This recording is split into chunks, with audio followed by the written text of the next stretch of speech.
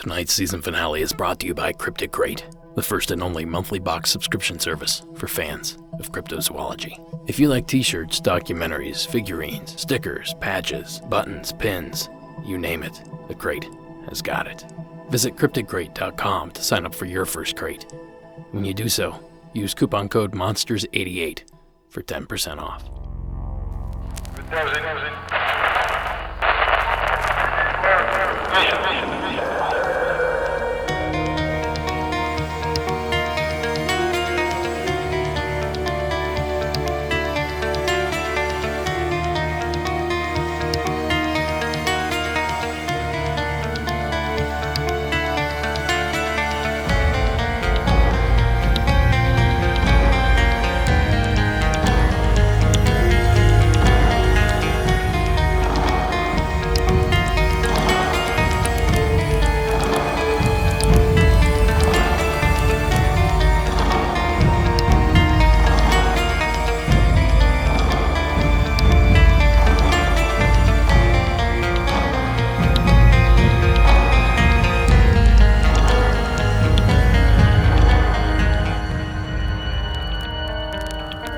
Good evening and welcome to the Season 7 finale, Hometown Legends of the West.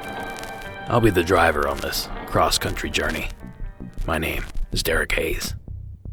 Now I can't wait to be your chaperone as we meander state by state in search of creepies, crawlies, haunts, and haints.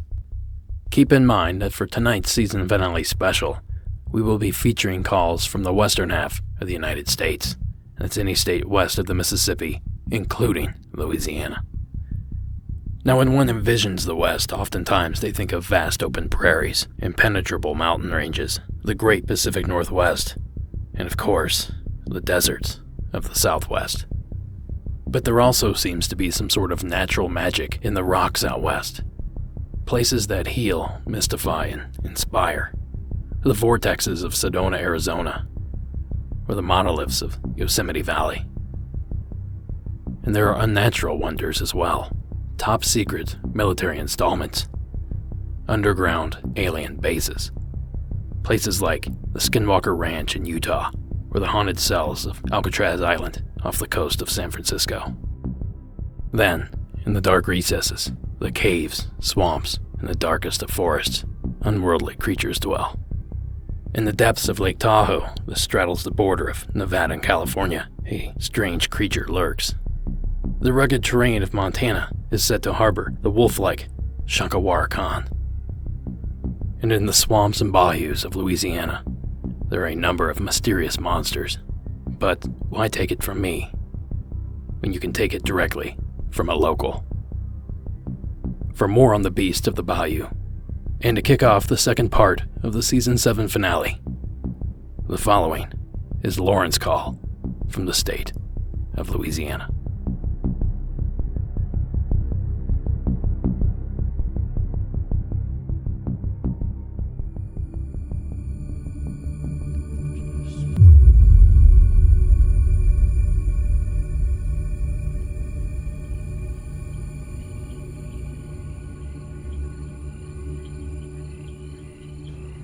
Hi Derek, my name is Lauren and I live in New Orleans, Louisiana. This is going to be for your hometown legends. I've got a couple of cryptids from South Louisiana that I wanted to tell you about. First of all, your podcast is amazing. It's an absolute joy to listen to. Please keep up the good work. So my first cryptid that I wanted to talk about is called a rougarou. It's essentially a Cajun werewolf. Comes from France. There's a lot of werewolf folklore in France, and the French word for werewolf is loup-garou. So, French came over into Canada, they migrated into South Louisiana. The language sort of evolved, French language sort of evolved into Cajun, which is just a really heavy dialect of French. And with that, loup-garou became rougarou. The essential folklore is the same. You become a werewolf at midnight if you've been cursed or bitten by one. You kill people and whatnot. So it's essentially the same. What's interesting about rougarous is there's a bunch of little legends that go along with it. I mean, just hundreds of little legends. And, just depends on where you are in South Louisiana. They're different in Cajun country, they're different in New Orleans, they're different in Baton. Everywhere has its own little tidbit to add to the Rougarou legend. I'm going to kind of go through some of the more popular ones. So it's used, essentially to keep children in line. It's used as an obedience tool. I can even remember as a child, I grew up in South Baton Rouge, which is, a medium-sized city. I grew up in the suburbs, and right along the edge of South Baton Rouge, my neighborhood butted up against a bunch of sugarcane fields. And, when we were kids, we'd take our bikes and we'd go ride out there and chew on sugarcane for a while because we had nothing better to do. But I remember I had this one friend and her mom every now and then, not very often. They were from somewhere in Cajun country, Louisiana. And she would say, be back before dark or the Rougarou's going to get you. And my family's not from Louisiana. And I was like, what the hell is a Rougarou? It was the first time I'd heard of it. So it kind of sparked an interest, and I started, looking it up. And this is, these things are things that I've come across over the years, these things that I'm going to mention. There's several ways to become a Rougarou. If you make eye contact with one, you can become a Rougarou. If you are cursed by a witch or a voodoo priestess, you can become a Rougarou. One of the more, local ones, one of the more specific ones, there's a very large Catholic population here in South Louisiana. And if you don't keep Lent for 7 years, you can either become a Rougarou or be killed by a Rougarou. I've heard it both ways. I've also heard that it can be a 101-day curse. That seems to be very common in the folklore. After 101 days, the next person that you bite or the next blood that you draw, you pass the curse along to that person. And then either you die or you remain alive but very sickly and you don't last very long. It just, like I said, there's so many different versions, so it just depends on who's telling the story. You can keep a Rougarou at bay by putting 13 small items in front of your door or your window. The idea behind this is that the Rougarou's not very smart. It can't count past 12. So by putting 13 items out, it gets confused and runs away. One that's a little more obscure that I've heard is you can do the same thing with a colander. And it's the same idea. It gets lost kind of counting the holes and gets confused and runs away. You can kill a Rougarou by cutting its head off. You can kill a Rougarou by, dismembering it, or certain other things, taking the curse or killing the priestess who put the curse on you. There's so many. It's such a combined folklore from all these different, things. It involves voodoo and witchcraft and a lot of different things. Whatever that area has focused on is what you get in your legend. So it's a very interesting legend, the Rougarou. The other one that I wanted to talk about, and that's probably a little more familiar to you and your listeners, is the Honey Island Swamp Monster. Basically a swamp Bigfoot. It's different in some ways, but it's similar in that it's an ape-like large creature, 7 to 8 feet tall, heavy, 400 to 500 pounds, covered in dark brown hair. It has a bad smell, which is very common in Bigfoot, sightings and folklore. It's that bad smell. What's different about the swamp monster, the Honey Island Swamp Monster, is that you take this bad smell and dip it in a swamp and then have it run around in 100-degree weather with 100% humidity. And just imagine that just death swamp smell. It must be horrible. Another difference with this Honey Island Swamp Monster is that it's said to have reptilian eyes. So it's said to have yellow eyes with like a slitted pupil. Instead of, I hear that Bigfoot have more like human eyes. They have more intelligent eyes. So that's a difference. Another one is that it's said to have webbed toes. So maybe just from being in the water, it's evolved webbed toes, but that's a little bit different. Something a little more fun about Honey Island Swamp Monster is the origin story, one of the supposed origin stories. I can't remember where I came across this. It might have been online. It might have been a book. I don't remember. It's been a while. So in the 1920s, there was supposed to have been a traveling circus train that crashed in, this sort of South Louisiana swamp area south of New Orleans. And a bunch of chimpanzees escaped this train. I have a hard time with this. I'm sorry. I'm having a hard time telling you. It's so funny. A bunch of chimpanzees escaped this train, and they bred with alligators. Yeah, I know. I can't make this up. I swear to God. I read that somewhere. So that's supposed to be the origin story of this creature. I'm sure there's other stuff. It kills wild animals. Every now and then we have a lot of wild boar down here, and every now and then one will turn up gutted or its throat slashed, and it's sometimes attributed to this Honey Island Swamp Monster. So those are our cryptids for South Louisiana in a nutshell. And there's a lot more hometown legends out of New Orleans, so I'll call back with those later. But thanks for listening, guys, and keep on trucking, Derek. Thank you, Lauren. I absolutely love these swamp monster stories. The thought of a French Cajun werewolf running around out there somewhere just warms the cockles of my heart. And I know Lauren covered it quite well in her call, but I thought I'd dive just a little deeper on this Honey Island Swamp Monster origin theory. But first, a little more on the creature itself. This clip comes courtesy of WGNO, ABC News, out of New Orleans.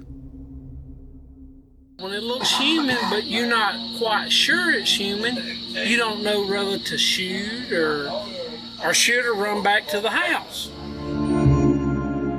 And there's just been too many people who have had some type of encounter to say that it's not out there. The Honey Island Swamp Monster is a creature that lives in the swamp. We believe that it still exists. It was first reported by my grandfather.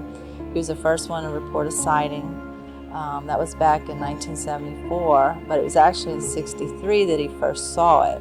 When they saw it, it was down on all fours, but when they heard their voices, like when they said, "What is that thing?" it stood up, turned and faced them, and they said it had long, grayish, dingy colored hair around its face and body.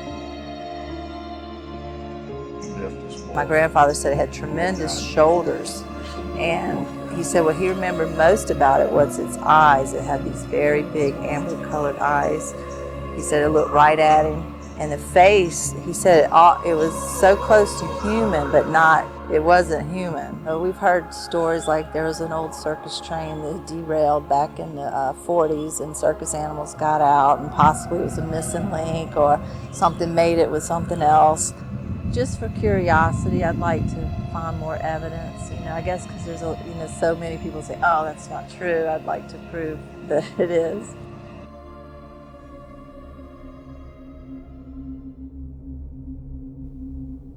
So as far as this supposed Honey Island Swamp Monster is concerned, I cannot speak to the validity of this case. I do remember a skeptic once claiming the creature to be merely a man in a ghillie suit, but I cannot remember the details of this fella's claim. But what I can weigh in on is the origin story for this proposed cryptid. The idea that an escaped chimpanzee would reproduce with a wild alligator. Now, putting all logistics aside, chimpanzees have 48 chromosomes, while the American alligator only has 32. So in that, they're 100% incompatible to reproduce, no matter what the situation, no matter what the circumstance. What I do find fascinating, however, is the mention of the derailed train car. I've noticed over the years that the mention of a derailed circus car has been a widely utilized trope in the backstories to many of these cryptids across the nation. In addition to the Honey Island Swamp Monster, alien big cats, the Gettysburg Gorilla, and the Peninsula Python of Ohio, and several other lesser-known and one-off cryptids somehow have a wrecked circus train in their origin story. Now, the fact is there have been many train disasters, but none, to my knowledge, resulted in some sort of mystery animal surviving beyond the accident. Still, the idea is completely fascinating. And to be honest, reminds me a bit of the Indiana Jones series, or some other serial adventure. Well, thank you again, Lauren, for taking the time to share your hometown's legends, I guess, in this particular case. I'd love to hear about those creepies. So as I went through the list of Western submissions, I couldn't help but notice more double submissions, more experiences with these legends, and in the West's case, a bushel of calls from the state of Texas. So for the sake of variety, and to be sure that everyone's submission gets played, I'm going to rapid fire a few of these small-town Texas submissions, kicking things off with this anonymous submission from the Lone Star State.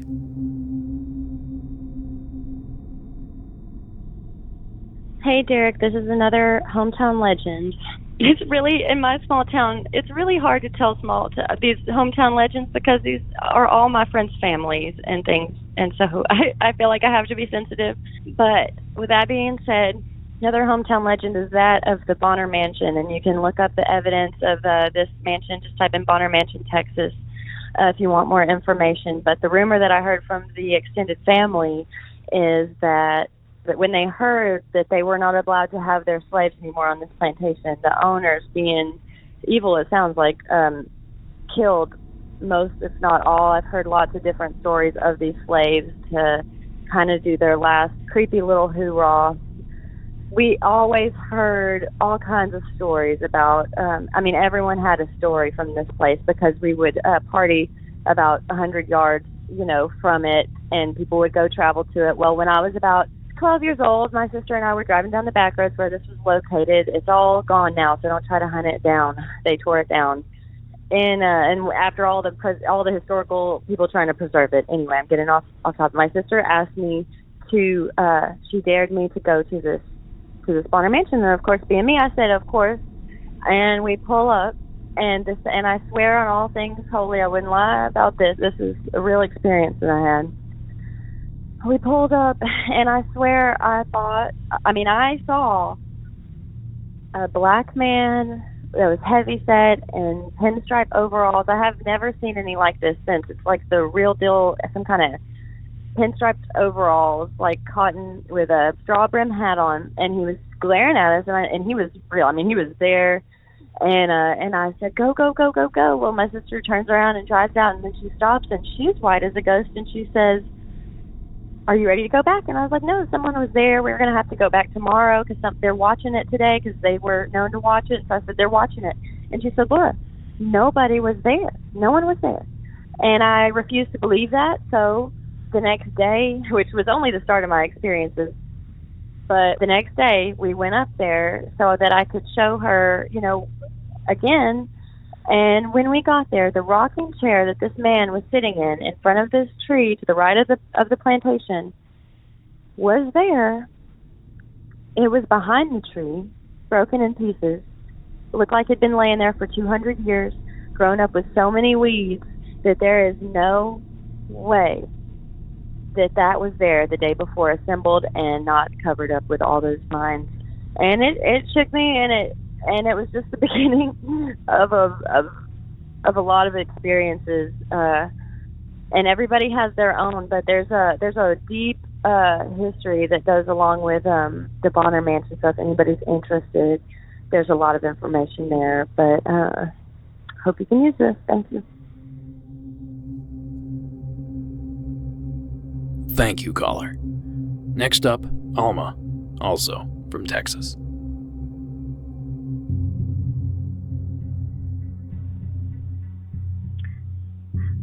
Hi there. My name is Alma. I'm from Houston, Texas, and this is for the Hometown Legends episode. I think today's the deadline. Today's June 28th. So we in Houston technically have ghosts. One of our most well-known one is the ghost that haunts the Julia Idison Public Library, which is now is not accessible to the public anymore. It used to be the Carnegie Library in Houston many years ago, and they used to have a caretaker And there's a lot of different stories of how he became the caretaker of that building. But when he passed away a couple of decades ago, he apparently, they've heard, so he was an accomplished violinist, so he liked to play the violin, and he had a pet dog as well, a German Shepherd, that he would take along with him to kind of just take care of the property, police the property at night.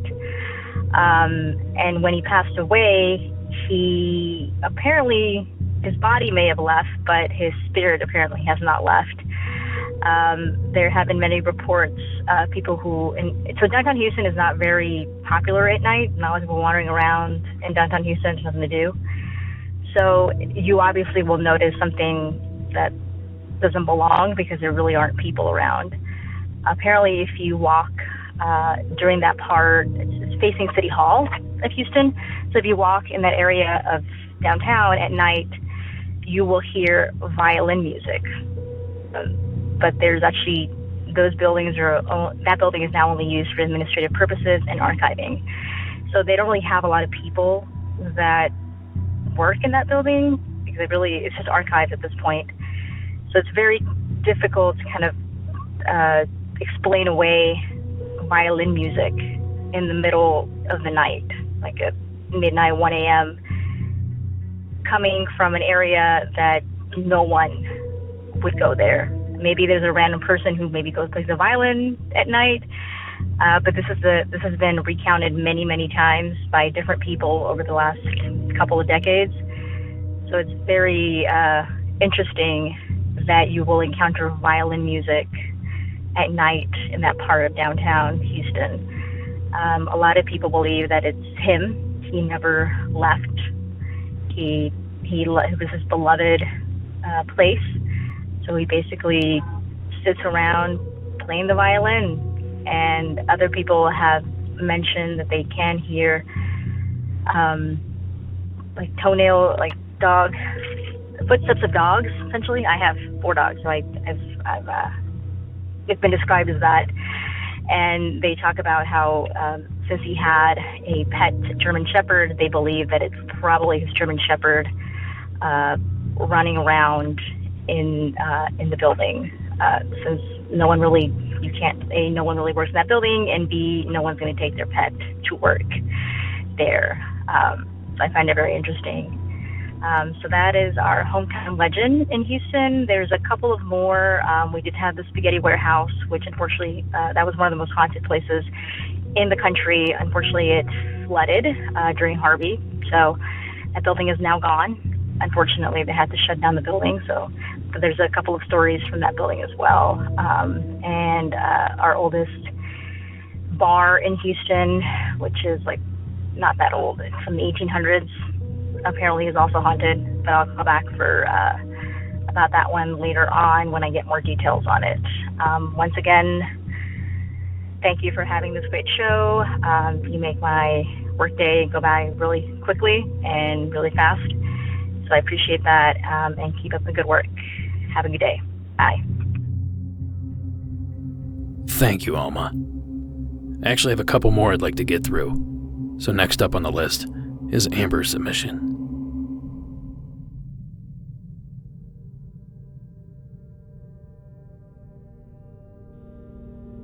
Hi, this is Amber from East Texas, and I am calling about the hometown legends. In my hometown, we have a very old cemetery called Kilo Monument. There is actually something called the Kilo Monument Massacre, where a bunch of Native Americans actually murdered settlers. And basically, when they were found, they just dug holes where they were found and then rolled their bodies into the holes and, covered them back up. And there's a lot of misinformation and stuff about it. I think that it was another group of settlers that actually murdered them and blamed the Native Americans. So the Native Americans in the East Texas area were blamed for it, but I don't really think they did it. And there's a lot of different speculation about it. If you go there, it's extremely haunted. I had taken a friend of mine there who was from Kansas, and she had never heard about it. and it's literally just a couple of miles up the road from where I live. And her little girl at the time was only 4. And I, just told her, I was like, hey, I'm going to take you to this place. I didn't tell her anything about it. We didn't talk about it in the car on the way there. We could have walked, but we drove because we had a kid, and it's easier. We didn't talk about it. We just pulled up, and her little girl's name was Lindsay. And we're, walking around in the graveyard, and we're talking and just kind of, goofing off because we were friends and we worked together, and, we're just being silly. And I was taking pictures on my cell phone, and I caught a couple of orbs. And I had noticed that, Lindsay was way at, the back gate, kind of facing the woods, because it's surrounded by a chain-link fence. And right in the middle, there's, this giant monument, that's shaped like a pyramid. Well, anyway, she's, facing the woods, and she has her hands just on the fence, just staring at the woods, and she just looked like she was in shock, kind of, I was closest to her, so I walk over to her, and I was like, hey, I was like, what are you looking at? And she goes, there's a naked man in the woods. And I was like, okay. And I kind of laughed, and she looked at me in total fear, and she said, it's not funny. It's not funny that you're laughing, and he doesn't like the fact that you're laughing, but there is a naked man in the woods, and he said that he's going to kill us. And I was freaked out so bad. So we left immediately. I don't know. I guess it was probably a couple of weeks after that. I had told my parents about it because they live right next door to me. And they went down there at night and took a bunch of nighttime pictures with flash and got a whole bunch of orbs and stuff. I mean, they've published stories about it and hauntings in Texas, things like that. I mean, it's a really cool place to go. As soon as you get there, you can feel the heaviness on your chest. It's you can feel the spirits. You can feel that they're there. They're there. It's crazy. But that's my hometown legend story. Love your show. I keep calling in about stuff because I have all kinds of stuff going on. So have a good one. Thanks. Thanks, Amber. I gotta say, I think that's the first naked ghost reported on the show. So I suppose I can finally check that box off. Now I have one more to share with you, and you guessed it. It's from Texas. This one was also submitted anonymously. Hi, Derek. I was calling trying to submit a hometown legend. I don't know really where to start with this one. I don't want to give out the names of the people because this is very, very sensitive to the families involved. With that said, in the early 2000s, and you can look it up if you want to know more about the details, it's as easy as typing in the most gruesome murder in Angelina County, Texas, and you'll find lots of evidence to confirm what I'm saying. But in the early 2000s, there was a girl, I'm not going to name her name, and she was a little bit handicapped, but she lived on her own, and she lived in these apartments called Fox Run Apartments. And I know this sounds crazy how this could even happen, but she was soliciting her body, and I don't think her family understood what was happening or that she was being used, but it led to the most gruesome murder in my town, and it was a man tied her to her bed and lit her on fire, burnt the entire section of apartments down in the early 2000s. There were many allegations on who these people were. There were many people that were seen with her that night, and the mother was adamant that it was the boyfriend. He was questioned, well, never convicted.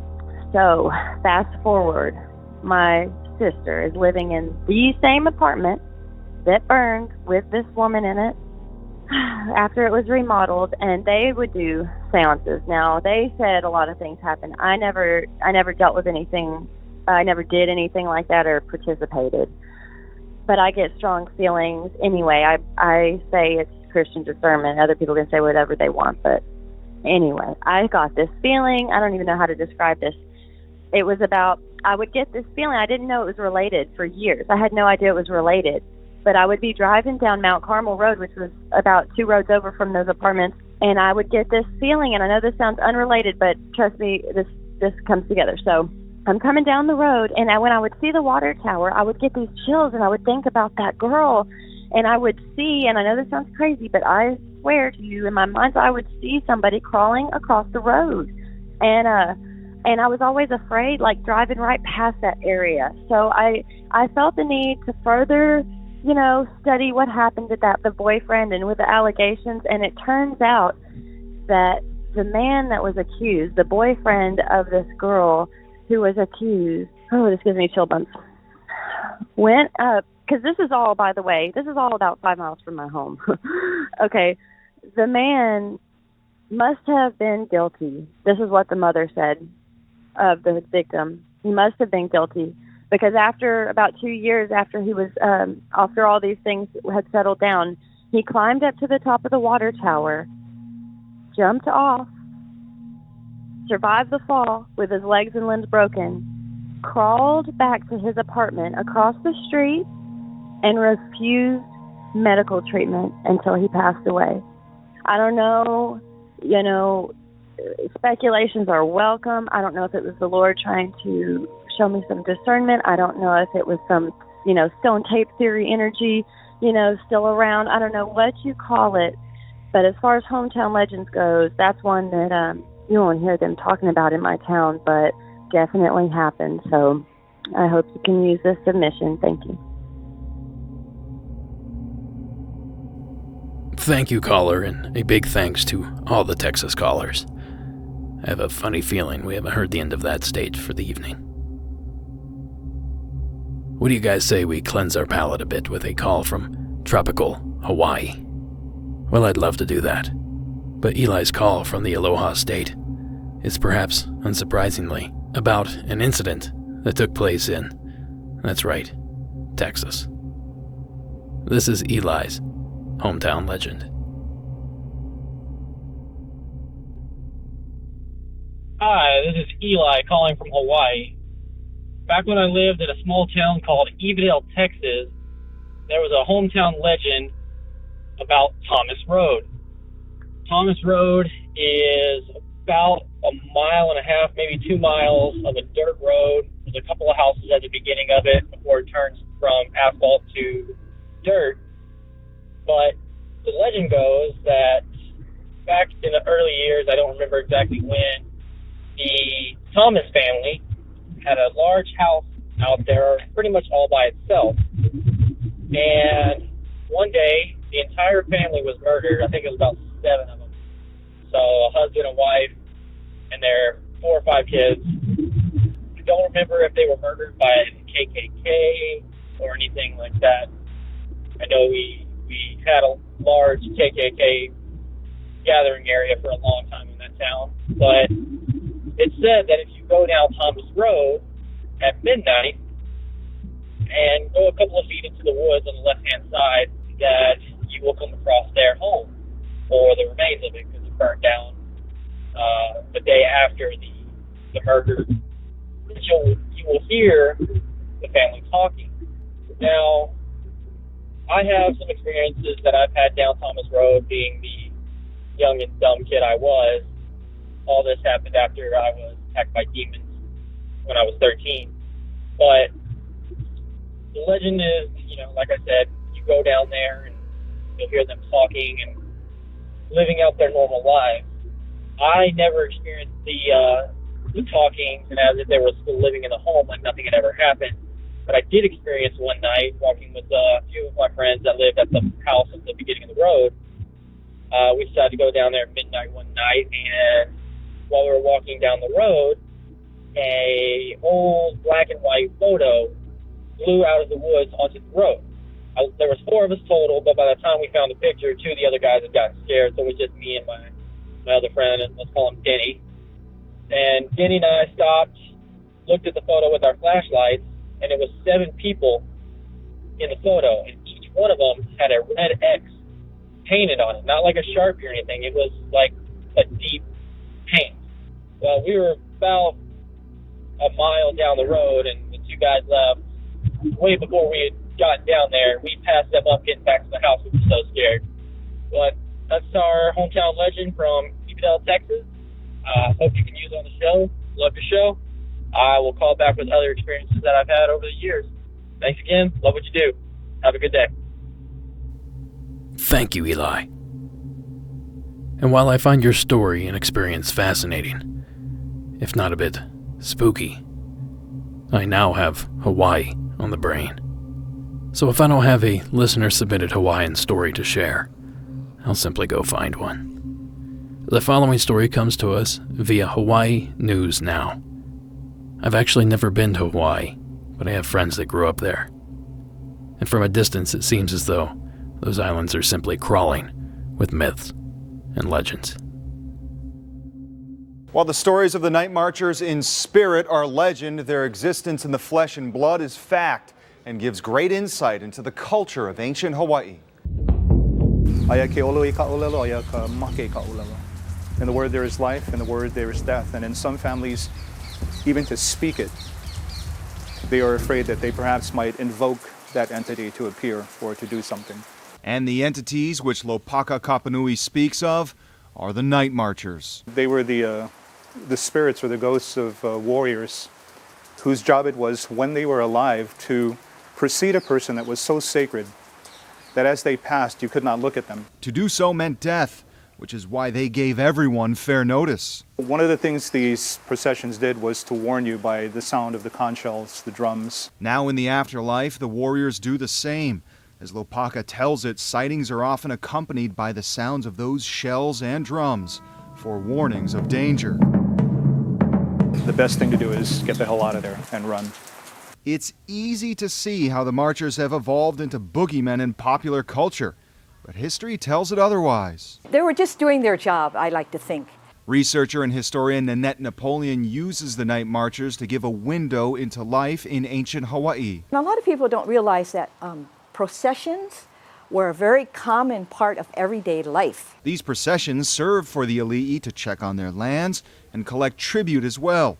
Everyone involved knew their part. The commoners, when they saw Ali'i, they knew that the Ali'i, these are our Ali'i who were the manifestation of our gods, and that we need to honor them, pay tribute to them. While her work is based on that which can be proven, Nanette allows for that which cannot. She believes in the Night Marchers, as does Lopaka, who has had what he believes is a personal encounter. He shares his stories not to induce fear, but to impart knowledge. I want to talk about it because I want to dispel any misconceptions or urban legends or myths about the Night Marchers. But I also want to impart respect. And that respect Lopaka speaks of is to not joke about the Night Marchers or even search for them, lest you find what you're looking for. One quick note, a special thanks to the Bishop Museum for helping out with some of the visual aspects of this story. Chris Tanaka, Hawaii News Now. Just seems so exotic and alien compared to how I grew up and how I live now. I definitely need to get myself out there. But in all seriousness, Eli, I doubt you did, but I don't suppose you kept that photograph. At best, it could be some sort of proof of the afterlife. More likely evidence in a murder trial, or at the very least, a conversation starter in a certain podcaster's study. Hint, hint. Thanks again, Eli, for taking the time to share your hometown's legend. Our next experience of the evening was actually submitted in the written form. The following is Kristen's submission from the state of Arkansas. Hi, my name is Kristen and I'm from Arkansas. I've written in before about my experiences and I have more to share. I believe every town has a ghost train story, and I'm still not sure what I saw, but it happened about 13 years ago, when I was only 17. Me and a small group of friends were riding up the roads one weekend, and we wanted to test the Crest City Light legend of our hometown. We drove out to the old Crest City Railroad crossing, a little spot on an Arkansas back road that is known for having ghost experiences of a ghost train or light orb that comes through vehicles that park on the tracks at night. We went and parked on the tracks for what felt like hours, with nothing. No traffic, no trains, not even a coyote's howl. When we were finally ready to go, the car acted like it didn't want to start, and we saw a light coming around the curve about a mile or so down the tracks. We, a group of 17-year-old girls, started to freak out. Finally, the car started and we moved off the tracks. We pulled up just a few feet, enough to get off the tracks and not get hit. We all got out, still catching our breath, and walked closer to the tracks to wait on the train. Now as the train grew closer, I noticed there was no rumble, so I touched my foot to the track, and there was nothing. No rumble or shaking or anything that would indicate an oncoming train. It had almost reached us, but it never blew its horn. Usually you can hear the horn all over town, because the town is so small and the tracks go right through the outside of town. But no horn at all. As it passed, I stuck my hand out. I wasn't close enough to touch it or anything. I wasn't that dumb. But close enough I should have felt the air off of it as it rolled through. But there was none. We all looked at each other, then bolted back to the car. We sat and waited for the train to pass, turned around, and hauled tail back to town. We never knew if it was real or not, but my gut tells me that it wasn't. Thank you, and I have plenty more stories to come. I've lived a spooky life. I suppose growing up next door to a cemetery my whole life changes my perspective. Thanks for listening, love your show, and keep it up. Kristen. Well, thank you, Kristen. I know one of the most popular hometown legends in my hometown also is about a train. So obviously the railroad is the perfect setting for these amazing stories. By the way, if you want to hear more about my hometown's legend, go back and listen to the very first Hometown Legend special, and you'll hear the entire story. Next, on our journey toward the setting sun, we make our way back to the state of Texas for a true crime-style local legend. The following is Alan's tale.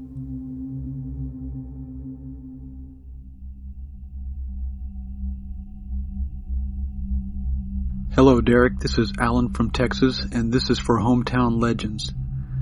This is a mostly true story about a man named Joe Ball who lived in a small town called Elmendorf, which is about 25 miles from where I live. There aren't any cryptids or anything paranormal in this story, but there are alligators, and I guess there could be one monster depending on your definition of monster. Elmendorf is just outside of and southeast of San Antonio, Texas. One of its founding citizens was Frank Ball. He was a wealthy man. He ran a cotton gin, and all the cotton crops for miles around went through his gin for processing. He and his wife Elizabeth had 8 children, and they all lived in the first house in the town to be made from stone instead of just wood. Most of the Ball children grew up to be fine, upstanding people. One of his sons was even the first mayor of Elmendorf when it was incorporated as a city in 1963. But then there was Joe. We don't really know anything about Joe Ball's childhood, but since his father was one of the richest men in the area, he probably had it better than most as he was growing up. Joe's story starts when he joined the army and served in Europe during the Great War. We don't have any information on what he did there, or what he saw, or what he experienced, but everyone who knew him thought he had changed when he came back to Elmendorf. He was darker somehow and mean. It seemed he had developed a cruel streak. He carried his pistol on him all the time, no matter what he was doing, and he was an excellent shot. Prohibition was still in force at this time, so Joe took up bootlegging. He would haul whiskey around in a 50-gallon barrel and ladle it out for anyone who had money and something to pour it into. Eventually, Prohibition was repealed, so Joe just sidestepped into the less profitable but still lucrative business of selling legal liquor, and he opened a bar in Elmendorf. Joe made a living at it, but he was always looking for more ways to bring in more customers, because more customers meant more money. He did some trick shooting. Joe was very good with his pistol. He could lay a beer bottle on top of a fence post, back off 10 yards or so, and put a bullet through the mouth of the bottle. His shot would blow out the bottom end of the bottle without even chipping the mouth. Sometimes he would casually draw his pistol and shoot a sparrow off a power line without hardly ever seeming to aim. He was a very good shot. Sometimes Joe would host cockfights, and he probably ran the books for them too. Since this was also illegal, it was quite profitable, bringing fees both from the gambling as well as from the owners of the Fighting Roosters. But Joe was always looking for new ways to bring in more customers, because more customers meant more money. He built a pond behind his bar. He fenced the pond so anything he put into it couldn't escape. He caught several alligators and put them in his pond. Alligators were easy to find. He managed to catch one big one and a few smaller ones. But no worry, the small ones would grow if they had a steady diet. There were plenty of stray dogs around. Late on weekend nights when his customers had had plenty of whiskey, Joe would announce that it was time for the show. Everyone would file out the back door of the bar and surround the pond where the alligators waited. Bets would be made on how long the animal would last. More bets would be made on which gator would make the kill. Then Joe would toss a stray dog he had caught into the pond, and everyone would cheer while the gators finished it off. Sometimes it wasn't a dog, sometimes it was a cat. Even if Joe hadn't managed to come up with a stray that week, he could always snare a squirrel or a possum or even a raccoon. Joe always had something to throw to the gators. Joe liked women.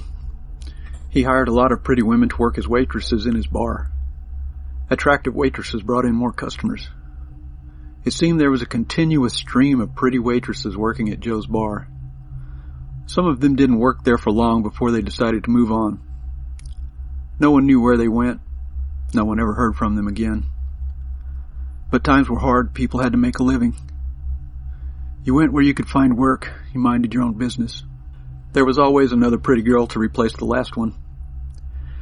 There were some strange rumors about what might have happened to Joe's waitresses, but no one ever mentioned these rumors to Joe. Joe was mean. He had a cruel streak, and he was very good with his gun. Joe hired a man named Clifton Wheeler to do odd jobs and help him out with his bar.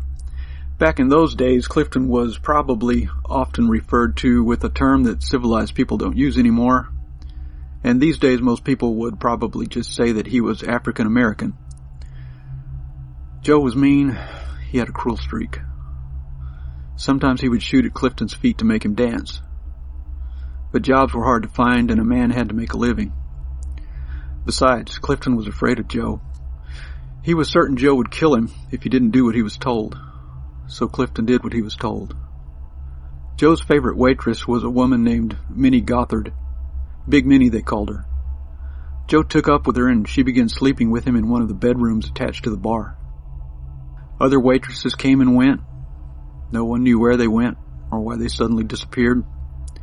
But Big Minnie was always around. Until Joe hired another waitress named Hazel Brown. Hazel was beautiful, with dark eyes and black hair. She almost looked like a movie star.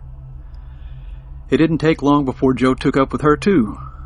This didn't please Minnie one bit. She was jealous, and she let Joe know it. One day Joe took Minnie on a little trip down to the coast. Clifton went with them. Only Joe and Clifton came back. Minnie had decided to go see her folks in her hometown, Joe said. He didn't think she would be coming back. But no worry, there would always be another pretty girl to replace the last one. The next waitress Joe hired was named Dolores Goodwin. Everyone called her Buddy. She wasn't nearly as pretty as Hazel, but she was new and she was different. Buddy had lost an arm in an accident earlier in her life, but she was a hard worker and she could serve drinks and bus tables even with only one arm. It seems that maybe Joe was more attracted to variety than he was to physical beauty, and it wasn't long before he was sleeping with Buddy. He grew tired of Hazel and her jealousy, but that problem soon ended when Hazel suddenly disappeared. She found a better job in another town, Joe said. He didn't think she would be coming back. A man whose name we don't know was doing some work on some property owned by Joe. This man kept catching a whiff of the scent of decay. He followed his nose to the back of a barn where he found a 50-gallon barrel with flies buzzing all around it. The stench was very strong. He didn't open the barrel, but he knew something bad had happened there, so he went to the Bexar County Sheriff's Office and reported it. It took a day or two before Bexar County deputies John Gray and John Clevenhagen went to investigate the barrel behind the barn. By the time they got there, it was gone. So they did the logical thing and went to ask Joe about it. They walked into Joe's bar, and as soon as Joe saw them, he drew his pistol. The deputies both went for their guns and shouted to Joe to drop his, but Joe never even aimed his pistol at the deputies. He turned the pistol on himself and fired one shot. It only took one shot. Joe was very good with his gun. When Buddy Goodwin was questioned, she said that Joe had boasted to her that he had killed Hazel, and if she didn't do as she was told, he'd kill her too. She said she didn't know that he had killed Hazel, but she thought that it was likely, and she did as she was told because she was afraid of Joe. He was mean, she said. He had a cruel streak. She had a bad scar on her face because of Joe, a long, jagged scar that went from her eye down to her neck. Joe had hit her there with a broken beer bottle, but it was an accident, she said. Joe had been trying to hit someone else. When Clifton was questioned, he broke down and told him everything he knew. He was afraid of Joe, he said. Joe was mean, had a cruel streak. He said Joe would shoot at his feet to make him dance. Joe was good with his gun, Clifton said. He could have shot my toes off one at a time if he'd have taken a mind to. Clifton said he knew Joe would kill him if he didn't do as he was told. So he did what he was told and kept his mouth shut. A man had to make a living. Clifton took the police to the place where he and Joe had buried what was left of Hazel. Joe had made him cut Hazel's body up with a saw, he told them. It was horrible, he said. She was already in bad shape from being dead for a few days by that time. I don't know why he made me do that, he said. Maybe it was so he could get rid of her a little at a time, but he didn't know for sure, he said. A little at a time, they asked. Yeah, he said, you know, the gators. Clifton told them he was with Joe and Minnie when Minnie had been murdered. We was at Ingleside, he told them. Joe shot her in the back. She dropped dead and we buried her right there. They took Clifton to Ingleside and he showed them the exact spot where Minnie was buried. She was still there. No one knows for sure how many waitresses worked at Joe's bar before suddenly disappearing. Some say a dozen, some say maybe as many as 20. No one knows for sure if they really did just move on to other places and other jobs, or if something else happened to them. But Joe had done a lot of business at his bar, and his gators were all quite healthy and obviously well fed. Buddy disappeared after this. We don't know what became of her, but we can be sure that she was the one waitress Joe hired who survived to work another job in another town. Clifton was an accessory to murder. Unwilling, perhaps, but an accessory nonetheless. He served 2 years in prison for his misfortune. After he was released, he returned to Elmendorf and operated a bar there himself for a little while. Then he moved on as well, and we don't know what became of him. And the alligators? They were all moved to the San Antonio Zoo where a special pond had been built for them. And there they stayed for the rest of their lives, taken care of and fed on whatever it is that zoos feed captive alligators, spending their time peacefully lying in the sun and floating in their ponds where visitors to the zoo could come and see them. And most of those visitors never knew where these gators had come from or what they might have eaten. But some people who saw those gators knew where they had come from, and some people had heard the stories about Joe and his alligators, and they wondered if those stories were true. Thank you, Alan. I thoroughly enjoy your stories, no matter how dark and terrifying they may be. Now, this Joe Ball fella kind of reminds me of a man named Ken Rex McElroy, another town bully that met an untimely demise. But unlike Joe Ball, his death remains a mystery to this day. If you'd like to learn more about Ken Rex McElroy, I highly recommend BuzzFeed Unsolved's true crime episode on the subject. A link to it and pretty much anything else mentioned on this show can be found in the show notes for tonight's episode. Thank you again, Alan. I always look forward to your submissions. The next stop on our fated map is the quaint town of Rolla, Missouri. The following is a written submission submitted anonymously.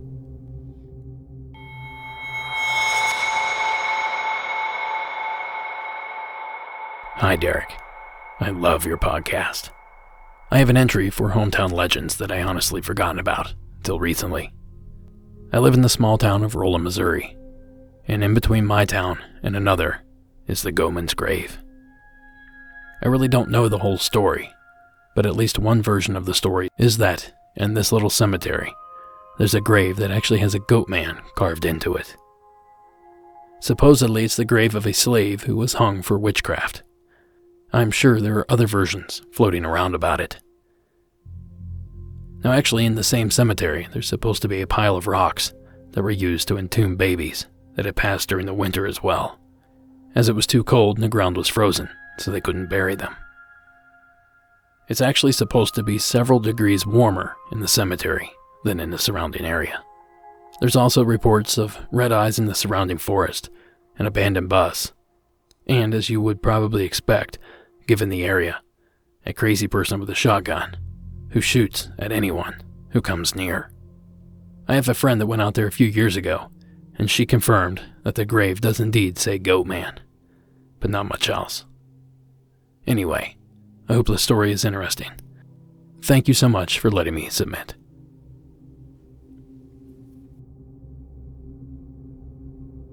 Well, thank you for that submission. And to be perfectly honest, I was not aware of this particular Goatman legend before reading this entry, so thank you for teaching me something new. The list of activity reported in the cemetery is quite extensive, so I'm actually pretty surprised that the story isn't more well known. Thank you again for taking the time to share your hometown's legend.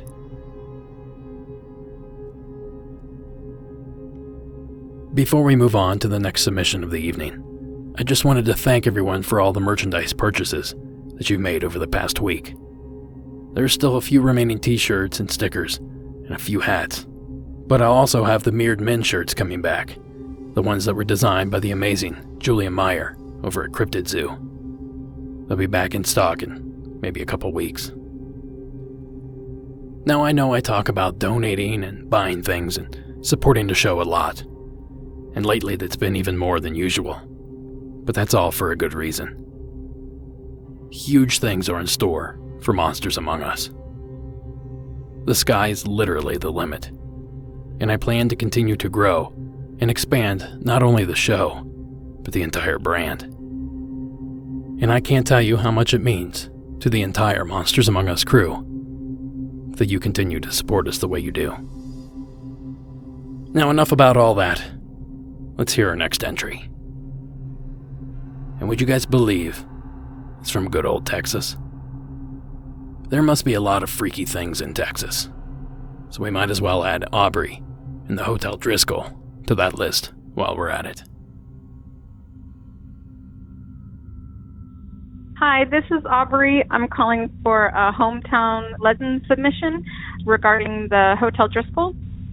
So the Driscoll is in Austin, Texas, and it was built in 1886, and my husband and I and our young son and my mother, we stayed a weekend at the Driscoll in late September 2016. Really beautiful hotel, and we got to hear from the employees about all the haunted spots in the hotel, like the 5th floor and room 525, and the picture of Samantha Houston, which is a little girl that actually Sam Houston's grandchild that fell to her death on the main staircase in the lobby the first year that the hotel was open, which is really sad.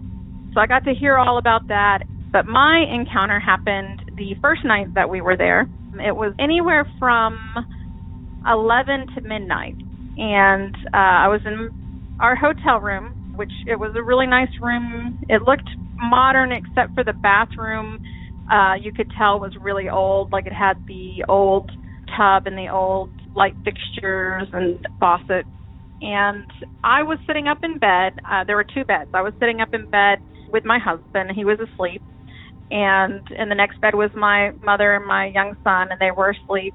And I was up reading a book with a little flashlight, little book flashlight. Little Women is what I was reading. Just trying to get tired. Usually reading helps me. Just trying to get tired, trying to, get myself ready to go to bed.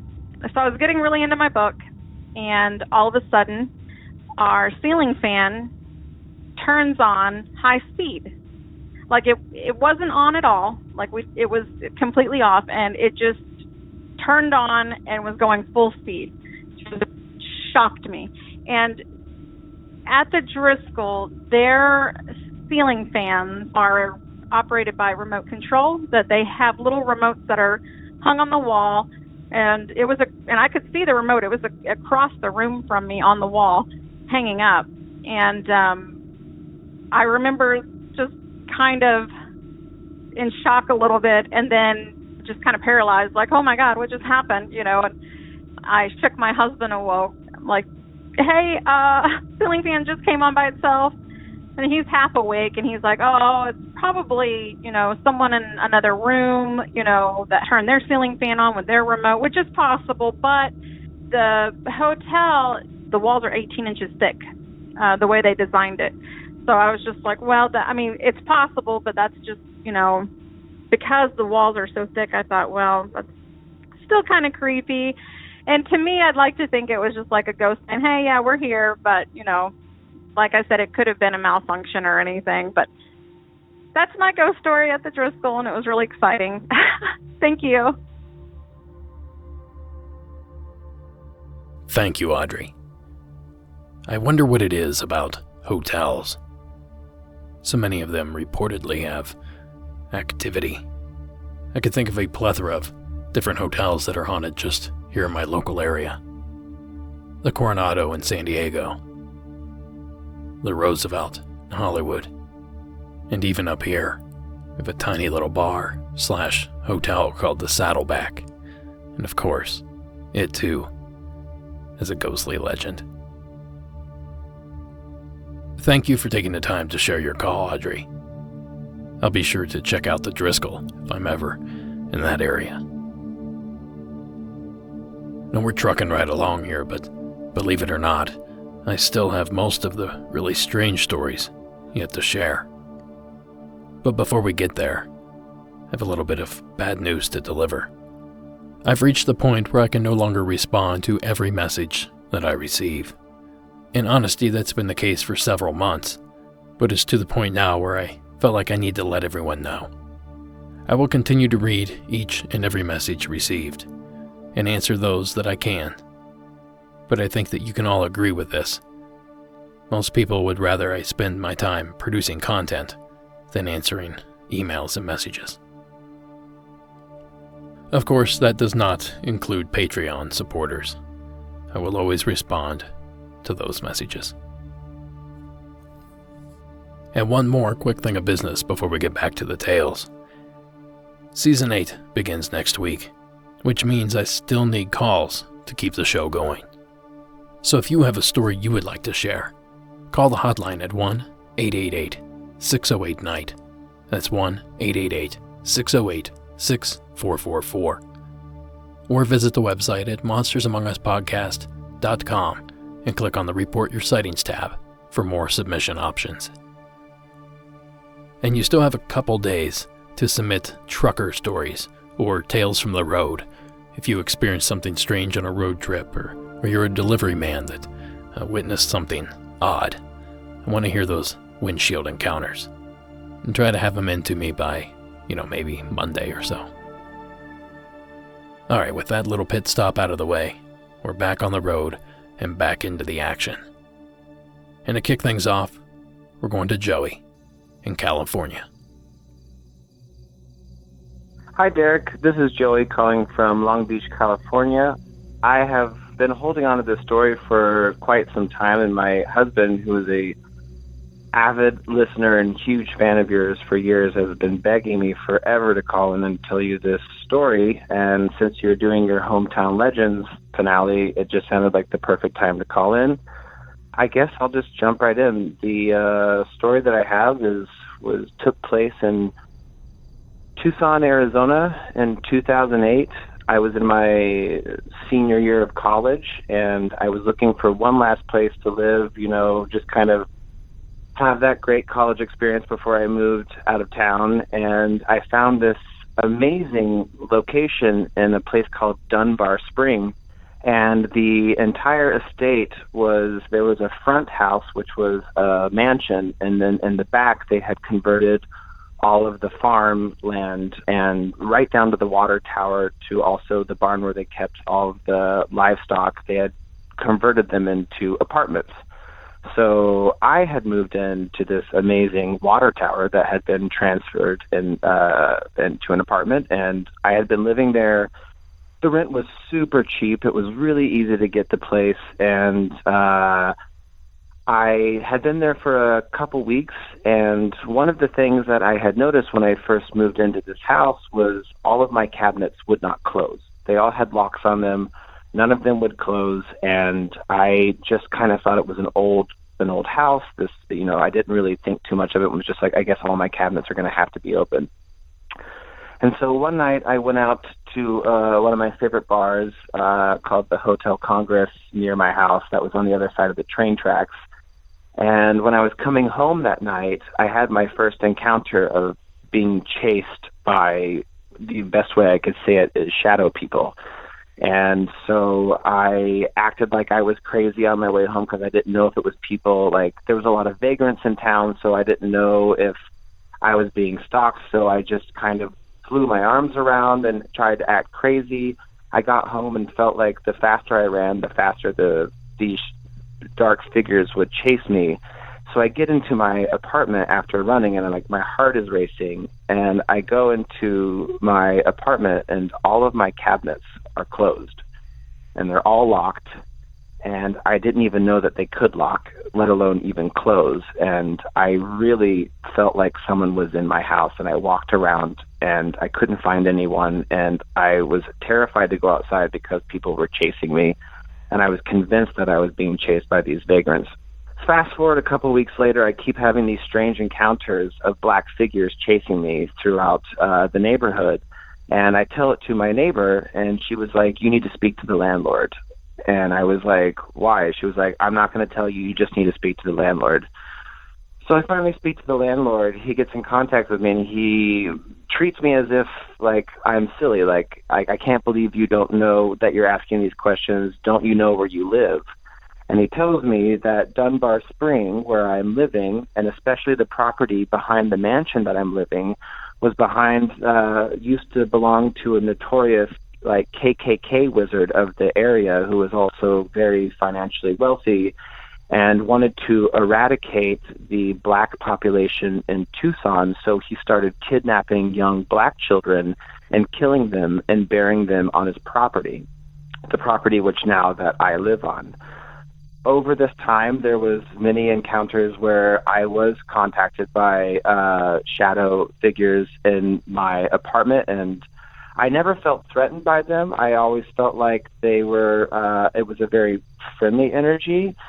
But just outside of the property, the shadow figures became more violent. So I felt like there was two different kind of figures, the ones that lived on my property who were safe and protecting me compared to the ones that were outside.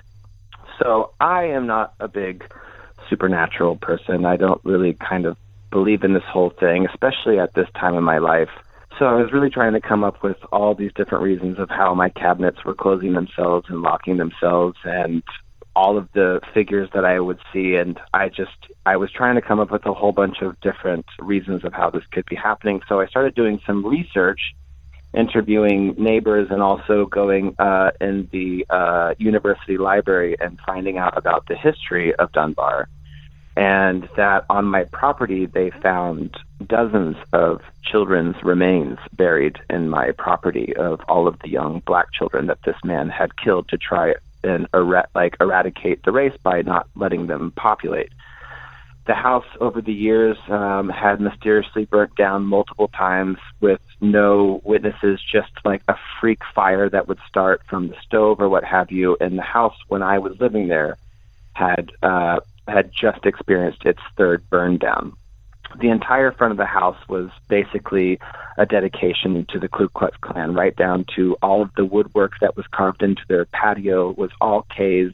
It was definitely a dark really creepy environment. And the more that I learned about the house that I was in, like living in on the property, the more all of the things that I thought were just little flukes started to become a little too real. And so I was afraid to leave my house at night. And on one of the nights I got brave enough, I went to a house party of another neighbor in the neighborhood. And I went to their house, and we were talking around their kitchen island, and it was a white tiled kitchen island, and they had a little whiteboard with a marker to like say what they do during the week and all of the things that they need for the grocery. And I had, had a few drinks, and I was telling these people, I felt embarrassed, but I was like, I really think that I am being chased by demons and also being protected by like good spirits. And they didn't flinch. And he was like, what are you talking about? Tell me. And I told him about all of my experiences, and he was like, I was like, they were always frozen. All of these black shadow figures that I saw were always in the same position. And he was like, can you draw it? And I was like, yeah. So he took a dry erase marker, and I took a dry erase marker, and we drew on his kitchen island white tiles what we saw. And we drew the exact same figure in the exact same position. And he told me that a couple weeks prior, he still lives in Dunbar Springs, just a couple houses down from me, and his boyfriend was asleep. And there's, like I said, there was a lot of vagrants in the neighborhood, and robberies happen all the time. And his window opened up, and this dark figure came into his bedroom, and he thought it was someone trying to rob them. And the figure started strangling his boyfriend. And it was a physical dark figure. He could touch it. It had a physical form, and he was fighting with this dark figure to try and get it off of his boyfriend, this figure was choking him. And finally he gets the figure off, and the figure leaps out the window and is gone. And the boyfriend wakes up and, comes to and gets his breath, and like all the color comes back to him. And I was like, that's exactly what I am being chased by. Why are they coming into your property? And, the best thing that we could think of in this moment was that I was living in a place where all of these young boys were victims, and they were the ones who had suffered from, the torture and all of the hatred from this man. And that in some way, because this was a resting place, and we thought that maybe the reason why I was not being attacked and the violent ones weren't coming into my house was that it was a sacred ground, and that maybe I was being protected by the innocence of these children. This continued, for the rest of the time that I lived there. I never felt, like I said, threatened in my own house, but that communication with these spirits never went away. And I never really told anyone except for my husband, because honestly, I felt like I'm crazy. But after listening to your show, I know. Thank you, Joey. Unfortunately, the ending of Joey's submission was lost, but I believe that we got the gist of everything. The story is wild. It certainly has shades of the movie Poltergeist to it. All you really need is a blonde girl and a tiny medium. I often think about situations just like this, as I see cities slowly spread. Urban sprawl, if you will. I see them encompassing land stained with death and tragedy. But perhaps ironically, the living might have long forgotten about the tragedies. Seems like the land, somehow it always remembers. Thanks again, Joey, and a big thanks to your husband for pressuring you into calling. Our next hometown legend is another I didn't recall hearing about until I heard this story. The following was submitted anonymously from the state of Utah. Greetings, Derek. I'm a huge fan of your podcast and have been meaning to share this hometown legend for a while. At some point I will share some of my personal encounters, but for now, here's just one of Salt Lake City's countless legends, the legend of hobbits. Wicked, tricksy, and yes, I hate to spoil it for you, false. But just for the fun of things, let me explain. There is an urban legend that literally hobbit-sized humanoids reside in a quiet neighborhood within the Salt Lake City suburb of Sugar House. Hobbits for real? Or just small people colloquially called hobbits? The legend, perhaps unsurprisingly, isn't quite clear on that distinction. As the legend goes, in this neighborhood you will find tiny little hobbit-sized houses, apparently not hobbit holes, and small cages. Allegedly, these hobbits are attempting to conceal their existence and will capture any trespassers and lock them in these uncomfortably tiny cages, and perhaps harm said people as well. I heard of this urban legend rather by accident online, and when searching a bit further, found multiple local references to it, but little of much substance. I did find one story that is clearly quite false if you read it, alleging a rather unhobbitish bearded man chasing some young women around the neighborhood, both parties in their respective vehicles. I also found a fairly believable comment from someone claiming to be a pizza delivery person who delivered pizza to this area, and all the people seemed normal, but due to being harassed by thrill seekers, chose to live quiet lives. A few years back, I decided to visit this site. I found it on Google Earth and realized not only did I know where it was, I drove by it all the time. It is in a very nice, quiet neighborhood right off a semi-major surface street. One afternoon I pulled down this lane, and it was practically one way. Far, far smaller than the legend would lead you to believe. It was more of a driveway than anything.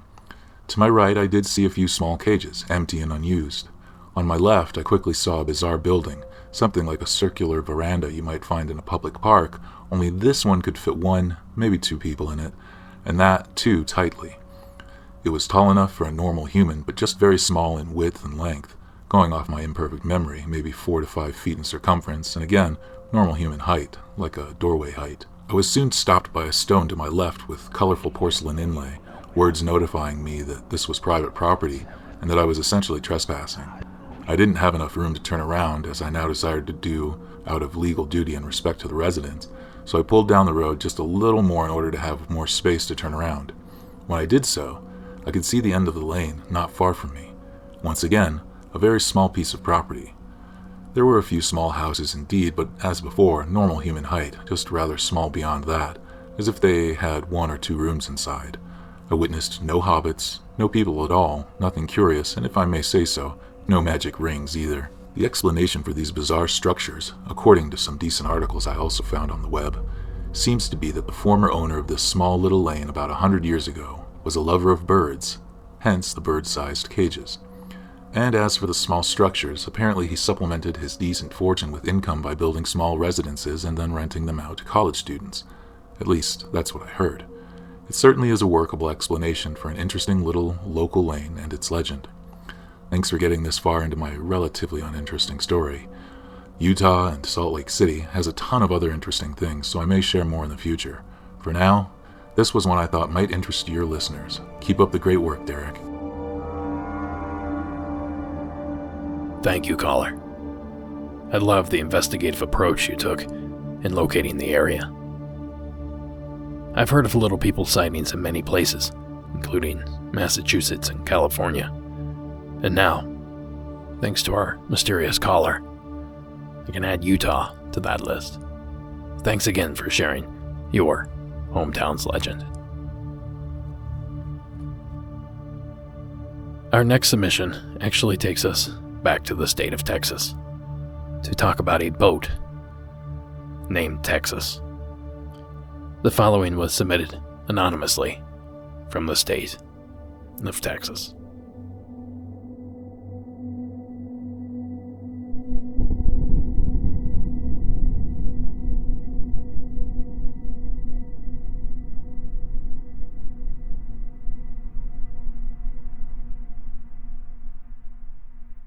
I live in DFW, about 3 to 4 hours southeast of here is La Porta, just outside of Houston on the Houston Shipping Channel. Nestled amongst the many chemical plants and refineries is the last remaining dreadnought battleship in the world, USS Texas BB-35. It was completed in 1912, over 100 years ago. Is open to visitors today, but due to be sent to Alabama for repairs to fix its corroding hull. This ship has served in World War I and saw combat in both theaters of World War II. It was there for the D-Day invasion and shelled the beaches of Normandy, as well as provided anti-aircraft support during Iwo Jima and Okinawa in the Pacific. There are several stories about it being haunted, which, if you add it up, could be very possible, given the amount of energy that probably remains on the ship from all the action it experienced during both wars. There were some fatalities on the ship, but only one was from combat. is right across from the Battle of San Jacinto Monument, which was where Texas had won its independence from Mexico in 1848, which could even be another reason for the occurrences on the ship. Rumor has it many Mexican soldiers are buried in unmarked graves there, but I don't think it's been confirmed. One story of a supposed ghost sighting is that of a red-haired sailor who doesn't give off any real vibes of ill intent. Usually the stories of this sailor are of him going about his business on the ship as he probably did decades ago. Most likely a spirit who will never really pass on and will continue to serve on the ship he called home during his time of service. The last story I've read about BB-35 was that of a potential time slip being on board the ship. This story is about a care worker that worked on the ship at the time. She walked into a room on the ship while working one day and ended up outdoors in a cemetery with crosses in the ground. It supposedly resembled the cemetery memorial they have in France dedicated to the Allied soldiers who had died while landing at Normandy. The care worker evidently took a step back and was immediately back in the USS Texas, where she had just walked into a room. I've visited the Texas, and while I did not get sucked into a time vortex that led to France or seen a red-haired sailor aboard, you can definitely feel the energy and easily get lost aboard this historic vessel that saw so much in its time of service. If anyone is in the area of La Porta and Houston, I highly recommend visiting this ship before it is moved. It may not make the trip to Alabama for repairs due to its deteriorating hull from being in salt water for over a century. Thank you for that submission. I should point out that the 2 previous submissions were performed by our talented voiceover artist, Warren Pond Abbott. A big thank you to Warren for all of his help over the last several seasons. Now, like hotels, it seems that ships, also seem to hang on to energy a little longer than most structures. The USS Hornet in Alameda, California, the USS Lexington in Corpus Christi, Texas, and of course, the legendary Queen Mary in Long Beach, California. The Queen Mary, long known for its paranormal activity, and if these walls could talk? Many stories and legends revolve around this room. Legend says room B340 has a checkered past. While she was still sailing, there is a story that a man was found dead in his cabin. She sailed from 1936 to 1967 before resting at the port of Long Beach. Becoming a hotel, one guest claimed the sheets were pulled off the bed. She sat up and she saw a man standing at the foot of her bed. Others said the bathroom door closed by itself, but that's not all. In the early years of the hotel, when this room was being used, passengers also reported water going on and off, lights turning on and off. The final encounter? Story is the housekeeper came in and put fresh sheets on the bed. She went out in the hall to get clean towels. When she came back, the sheets had been pulled from the bed and were laying in a pile on the floor. Nobody else was near? No one else was around, no. It was the mid-1980s, and that's when this room was closed to guests, until now. Every day I walk the ship, I see guests, and they want B340. Now it's 2 rooms combined into 1 suite. It'll come with some amenities that are not in any other stateroom, such as some Ouija boards and some tarot cards. And for the right price, you could stay here overnight if you dare. That clip actually comes from one of my local TV stations, KCAL, CBS News 2, out of Los Angeles. I still have our relatively uneventful footage from our recent trip to the Queen Mary, just sitting there, waiting to be edited. One of these days, I'll find the time to do it. Hopefully some snowy day this winter, I'll get that all put together. Thank you again, caller, and a big thanks again to Warren for all his help with his vocal wizardry. We're going to jump back in the car and go down the road a spell, but we're not going to leave the state. The following is David's call, also from the state of Texas.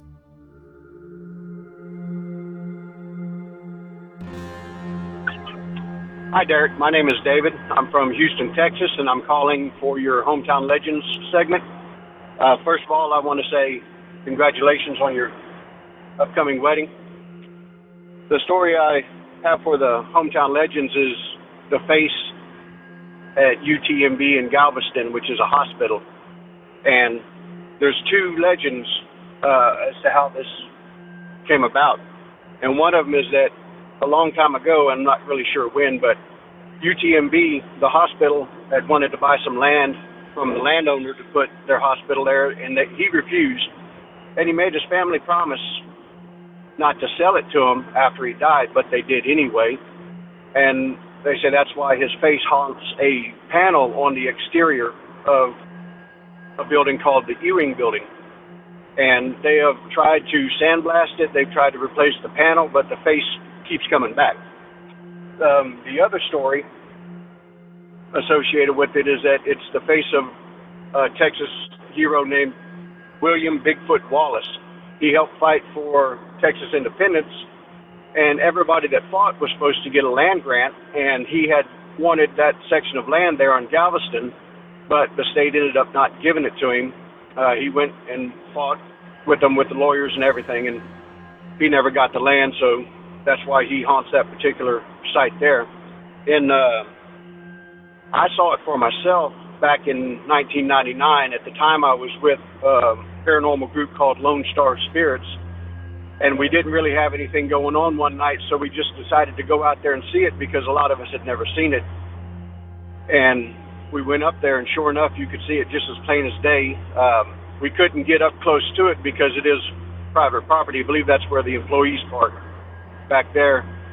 And if I'm not mistaken, there are stories of people getting hurt trespassing and, of course, getting in trouble. But that's my story. It's the face at UTMB hospital there in Galveston, Texas. Again, congratulations on the marriage. Thanks for the podcast. Take care. Thank you, David. This actually reminds me of a story I remember reading about when I was a child. Colonel Buck's tombstone in Bucksport, Maine. But for more on that, here's a clip produced by the Boston Chronicle. I couldn't get a year on it, but it seems like it's got some age to it.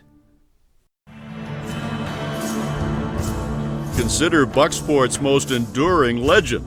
That controversial monument in Bucksport, bearing an outline of a leg, which legend says appeared as the result of a witch's curse. Colonel Jonathan Buck, founder of the town, has been accused of burning a witch at the stake, but of course he did nothing of the kind. This stocking-shaped stain is merely an imperfection in the granite, and don't let the natives tell you otherwise. What a bunch of buzzkills. Now I'm sure that most things like Colonel Buck's foot outline, David's panel, and the face of the burn victim from last week's episode, and even the legend of Mary Henry's horseshoe-stained grave, a local story I knew of growing up, they're all created as a result of the imperfection, rather than the other way around. In short, this particular piece of stone just happened to have a horseshoe-shaped imperfection in it, and therefore people began to talk and create a story and a background. And over the generations, the lines of fiction and nonfiction begin to blur. Now before we move on, thank you for the kind words, David. And for everyone else, it is true, Sarah and I officially married on July 13th. Everything was actually as perfect as possible. And I'm not lying when I said we couldn't be happier with the way it turned out. We received hundreds of messages, emails, cards, and we truly can't thank each and every one of you enough for the kindness. Alright, off the wedding train and back on the highway. Finally, we get to do some driving as we make our way through New Mexico, Arizona, and into my state of California. And that's where we meet up with Eric with the final call of the evening. And with that, the following is Eric's call from the Golden State of California.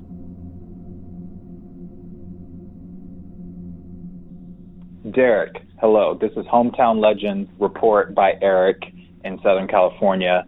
Thank you so much for airing one of my prior calls. Really appreciate it. So I want to call back. because I have a couple of hometown legends. Military brat, I've lived all over the world, and in Virginia on a lake community, used to be a resort, now it's just a residential neighborhood. Me and my friends would take our boats out, usually like one or two of us, family pontoon boat or something like that.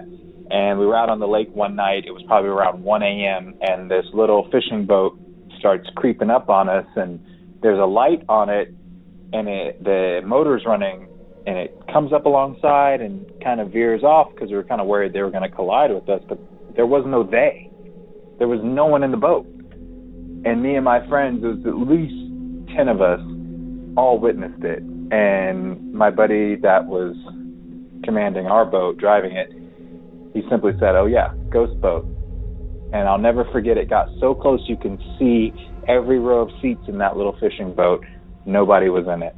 And I guess there's a little ghost boat on my hometown's lake. Other than that, I lived in Florence, Italy. I studied abroad. And one of our classrooms in the basement of that facility was called the Janet Leake classroom. And Janet Leake is known because she was one of the first Americans in the 80s to study abroad in Florence. And she got off the plane, her baggage showed up to the facilities. She did not. Not that we were in the exact location, maybe, where her school was, but I know her parents donated a lot of money, and so our main classroom that could fit all 60-plus students, and we had our meetings and stuff in there in the basement of this old hotel that was renovated to be the student center for college students studying abroad, a school.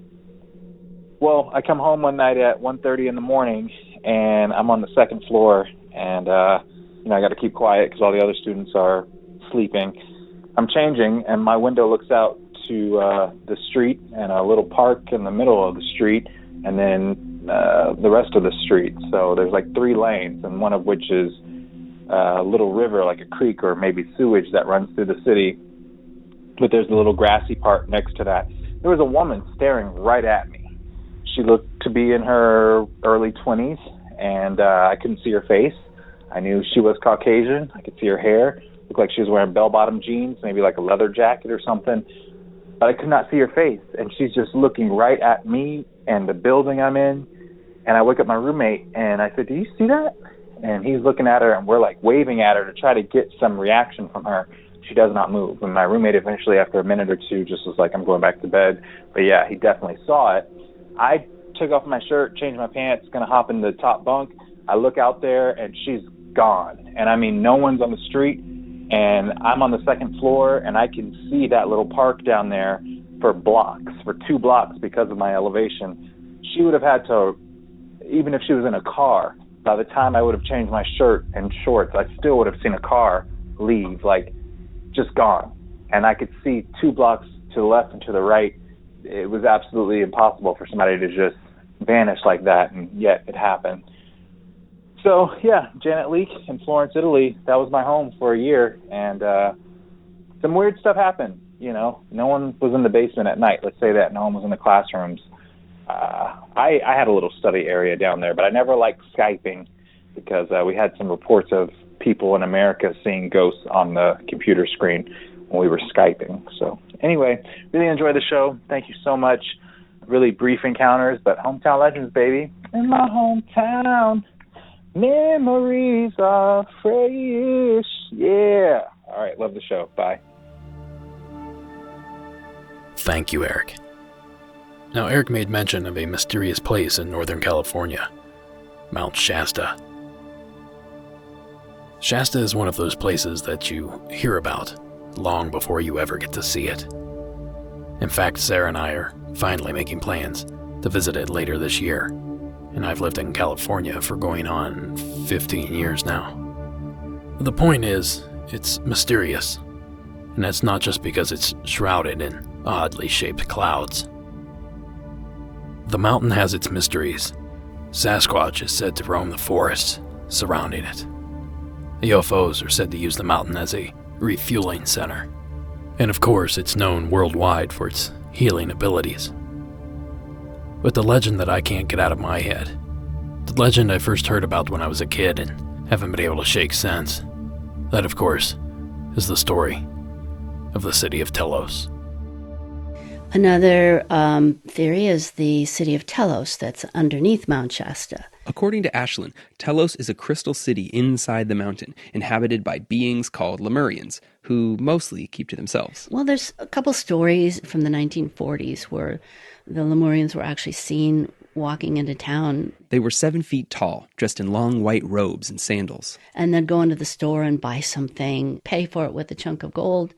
The shopkeeper would take the gold, turn around and try to give him change, and the Lemurian would be gone. Considering all these stories, I decided to check out the mountain myself. So I am walking into a snow-covered meadow. I think this is the vortex that Ashlyn told me about.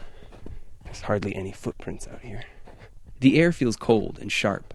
The old-growth cedars are covered in brilliant green moss, and shape-shifting clouds whip across the sky impossibly fast.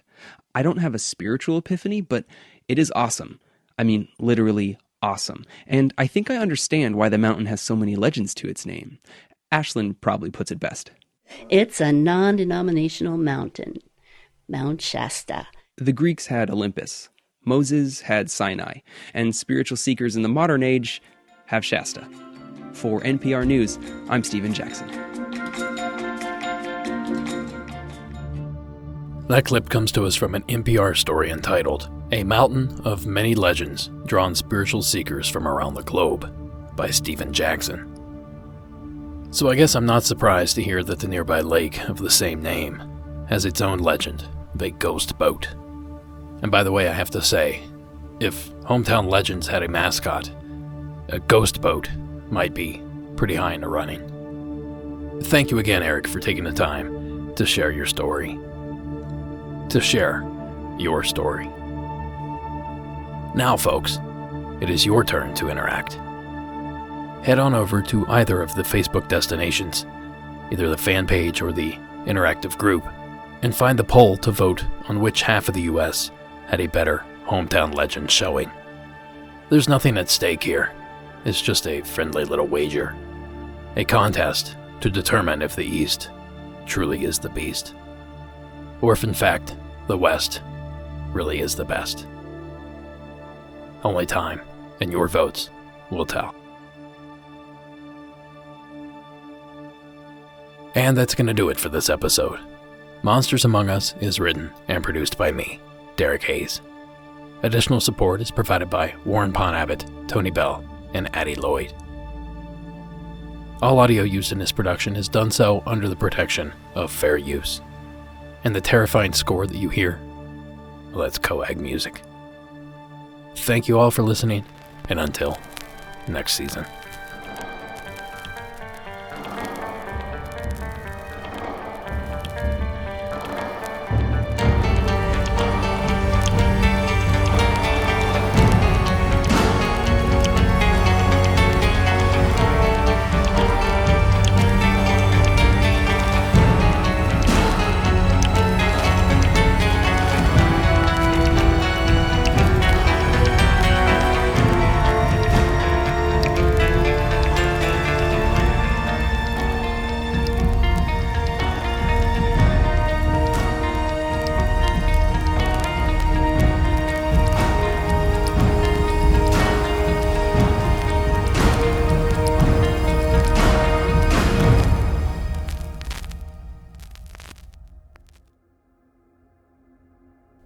I knew you'd stick around. Well, as it turns out, I actually have 2 written submissions to share, and they're both quite lengthy. So I'll be doing no jibber-jabbering about either of these submissions. The first one comes to us from Stephanie in the state of New Mexico. This is perfect timing. I learned about this the same week as the call for Hometown Legends. I grew up in Farmington, New Mexico, a small oil and gas town up near the Four Corners and the site of the 1950 Farmington UFO Armada. On March 15th of 1950, around noon, several disc-shaped, metallic silver-colored objects appeared in the sky. According to the Daily Times, our local newspaper, half the town saw the strange aircraft, and estimates ranged from several to more than 500 of these objects. These appeared to play tag high in the air and streaked away at unbelievable speeds. A witness took a triangulation sighting on one and estimated its speed to be around 1,000 miles per hour and twice the size of a B-29.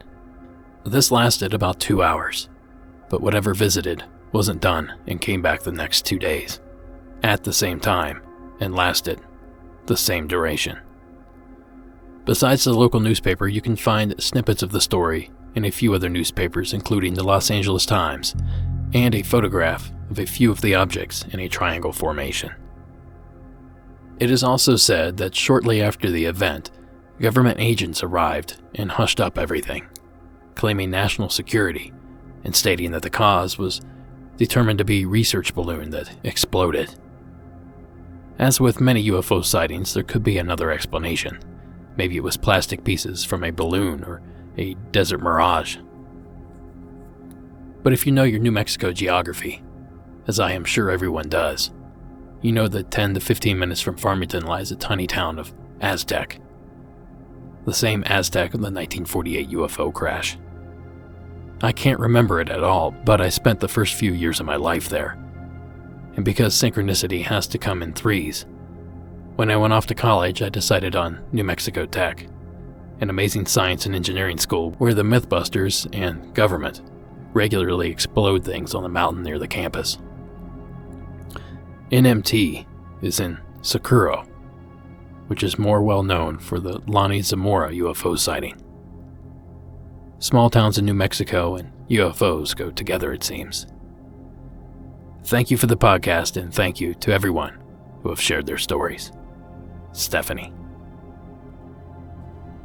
Well, thank you, Stephanie. And Stephanie actually provided a link which you can find in tonight's show notes. And that brings us to our truly final submission of the evening. And this one comes to us anonymously from, you guessed it, the state of Texas. Hi, Derek. I've lived in several states over the years, but I now live in Denton, Texas. I'm sure listeners of Monsters Among Us will recognize Denton as the home of one of the famous Goatman, but since that's a fairly well-known legend, and was brought up on last season's finale, I figured I would submit a hometown legend from right up the road. I don't believe this story has been covered on the show, but it's an important part of American UFO history. Of course, I'm talking about the Aurora, Texas UFO incident. According to locals, on April 17th, 1897, a UFO crashed on a farm near Aurora, Texas. It may not be well known, but this event predates Roswell by almost 50 years. Locals even claimed the crash resulted in a fatality, and the alleged alien body was buried in an unmarked grave at the local cemetery. In the months leading up to the crash, numerous sightings of a cigar-shaped mystery ship were reported across the United States. One of these accounts appeared in the April 17, 1897 edition of the Dallas News, written by Aurora resident S.E. Hayden. The alleged UFO is said to have hit a windmill on the property of Judge J.S. Proctor 2 days earlier at around 6 a.m. local time, resulting in its crash. The pilot, who was reported to be quote-unquote not of this world and quote a Martian, according to a reported Army officer from nearby Fort Worth, did not survive the crash and was buried with quote-unquote Christian rites.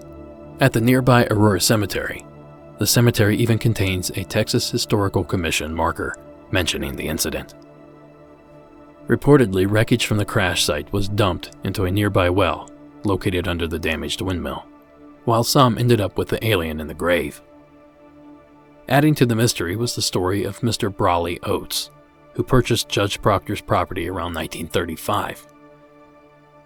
Oates cleaned out the debris from the well in order to use it as a water source, but later developed an extremely severe case of arthritis, which he claimed to be a result of contaminated water from the wreckage dumped into the well. As a result, Oates sealed up the well with a concrete slab and placed an outbuilding atop the slab. Of course, there is also evidence to suggest that the entire incident may have been a hoax.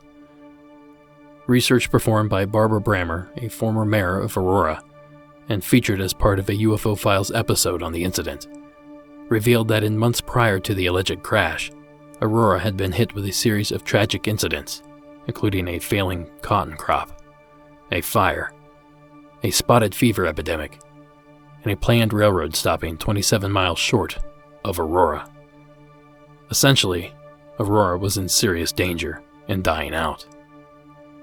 It's possible that the article on the incident was a last-ditch attempt to help the town survive. The incident has been investigated on numerous occasions and has been featured on both UFO Files and UFO Hunters. I've been out to the cemetery myself and didn't see much, as there is no longer a headstone on the supposed alien's grave. Still, it's nice to have a piece of UFO history just a 45-minute drive away. Thanks for the awesome podcast. I'm already looking forward to next season. Keep up the good work, and cheers. Well, thank you for that submission. It was not only extremely well written, but also covered essentially every aspect of the Aztec crash. Believe it or not, there have been quite a few UFO crashes reported throughout the years and throughout our country. A few of these incidents that stick out to me are, of course, Roswell, New Mexico, Aurora, Texas, Kecksburg, Pennsylvania, and of course, Aztec, New Mexico. Thank you again to both submitters that took the time to write their stories out. And thank you for sticking around to the end of the program. I'll catch you guys next season. Have an amazing night.